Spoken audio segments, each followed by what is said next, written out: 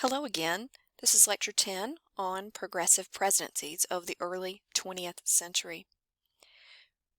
We've been discussing in recent weeks the Progressive era and how reformers from many different backgrounds with many different goals all shared the same belief that it was the duty of the federal government to effect social, economic, and political change in the United States. Now I want to turn to the presidencies of two individuals that really espouse this progressive notion that the federal government needed to get behind effecting serious change in the United States. We'll begin our discussion with a fascinating figure, Theodore Roosevelt, a man who really just seems to be a mass of contradictions. Born into an aristocratic New York family, he nevertheless developed over his lifetime an uncommon affection for the people, working-class men and women with whom he publicly sympathized.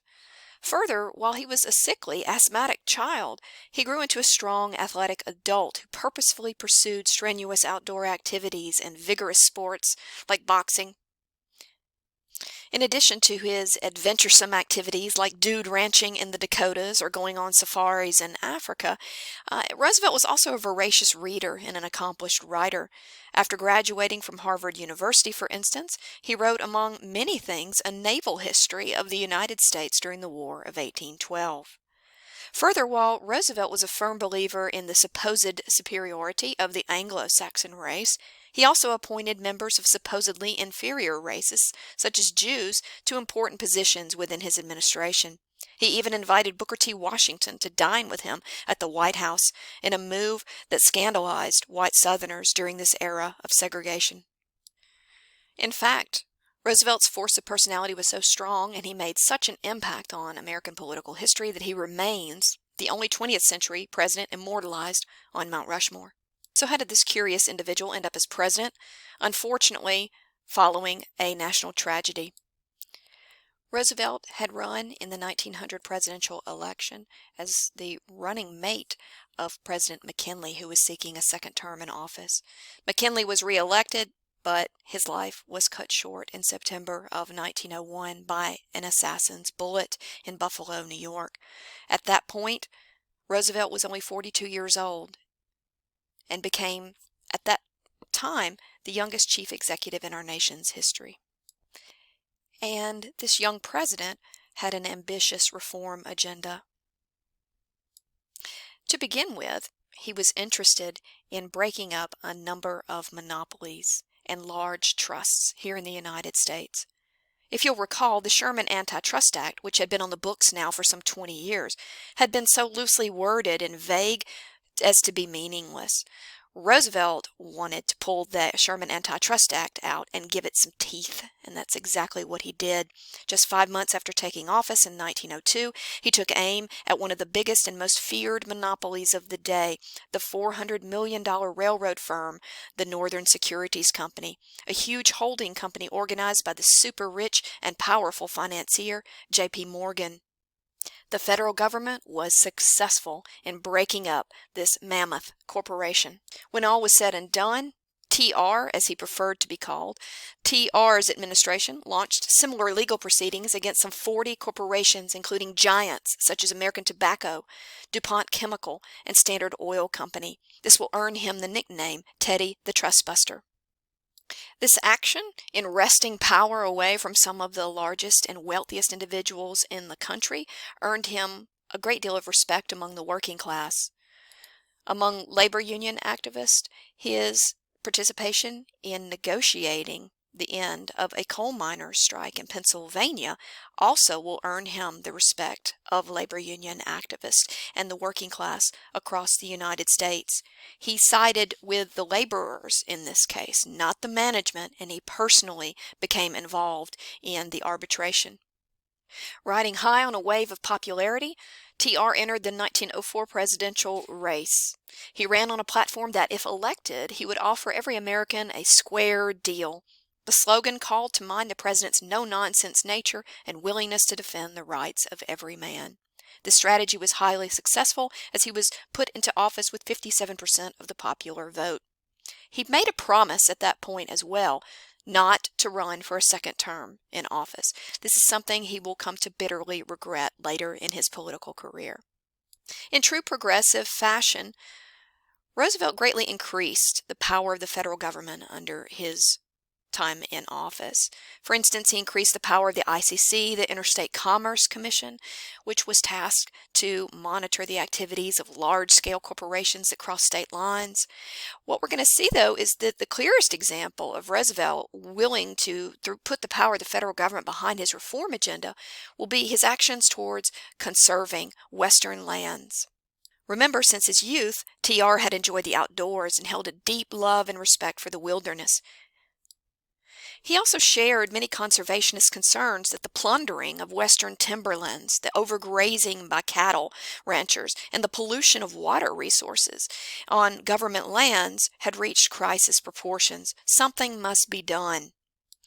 As you can see from Theodore Roosevelt's own mouth, he's encouraging his fellow Americans to cherish the natural resources, the wondrous grasslands, the forest of North America. He considers them a sacred heritage for your children and your children's children.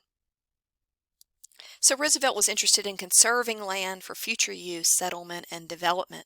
To that end, he began instituting tighter government regulations over land use in the West, creating, for instance, in 1903, a Public Lands Commission to survey, inventory, and establish permit systems to regulate the uses of public property from logging companies, mining companies, and the like that had just been sort of taking what they wanted and not helping conserve the land for future use. Further, in 1905, the President authorized the creation of the U.S. Forestry Service under the leadership of his friend Gifford Pinchot. Roosevelt also oversaw the creation of 5 new national parks like Yellowstone, Crater Lake in Oregon, and Mesa Verde Park in Colorado. When Roosevelt took office, some 45 million acres were designated as government reserves. When he left office, that figure had more than quadrupled to 230 million acres. But he's earning some high-ranking enemies with his work towards conserving land. Mine companies, logging companies, cattle ranchers, and barons did not appreciate his work in this arena. They considered his establishment of a permit system to be outrageous, and they accused him of instituting socialism in the United States. But Roosevelt was immune to criticism. He was particularly deaf to his detractors in the realm of foreign policy. Roosevelt had a long and abiding interest in naval affairs, and as president, he believed it would benefit the United States economically and militarily to get involved in the construction of a canal that would link the Pacific and Atlantic Oceans. In 1902, he approached the country that controlled access to the Isthmus of Panama, which at that time was the country of Colombia. He offered them a one-time payment of $10 million and yearly installments of $250,000 to construct and use the canal. Colombia refused the president's offer, however, instead asking for double that amount, $20 million. Roosevelt, a man who did not like to hear the word no, became incensed at the delay. Accusing the Colombians of trying to blackmail the U.S. government, he initiated his backup plan. He asserted, quote, "I was prepared to at once occupy the isthmus anyhow and proceed to dig the canal. But I deemed it likely that there would be a revolution in Panama soon." And he was right. Not long afterwards, a spontaneous rebellion of locals occurred in the region. After sending down the USS Nashville to the region to support the Panamanian rebels, almost overnight a new country emerged in the region known as Panama. And one of the first actions of the new Panama government was to quickly accept the U.S.'s offer of $10 million for the rights to build the canal through their new country. TR was roundly criticized in the press for helping to incite this rebellion in a sovereign nation. Political cartoons began to portray the president as a big swaggering brute, playing upon his famous quotation that the best foreign policy was to, quote, "speak softly and carry a big stick." But Roosevelt shrugged off the criticism, responding to his detractors in the House and the Senate with the statement, quote, "I took the canal zone and let Congress debate," he said, "and while the debate goes on, the canal does also." What we're seeing emerge is a new vision for the United States' role in international affairs under Theodore Roosevelt's presidency. Roosevelt wants to turn the United States into a global leader, and his aggressive dispatch of the Roosevelt Corollary in 1904 is ample proof of that. Expanding upon the Monroe Doctrine of the early 19th century, the Roosevelt Corollary of the Monroe Doctrine will now claim that the United States has the right to intervene in the domestic affairs of Latin American nations in order to keep the peace. Ostensibly, this was to be a role that the United States would take on as sort of mediator or basically a policeman in the Western Hemisphere to try and prevent rebellions from spilling across borders, destabilizing the region. However, at its base, it was really about the United States assuming the big brother role in Latin America. His actions will generate intense anti-American sentiment throughout Latin America because no nation was consulted or asked if they agreed with America's new claim that they should have the ability to meddle in the internal affairs of completely sovereign nations. And the Roosevelt Corollary will not end up just being a dry, dusty piece of paper that will, be put on a shelf somewhere and never looked at again. Instead, just the opposite. The Roosevelt Corollary will set the tone for American intervention, repeated intervention in Latin American nations for the majority of the 20th century.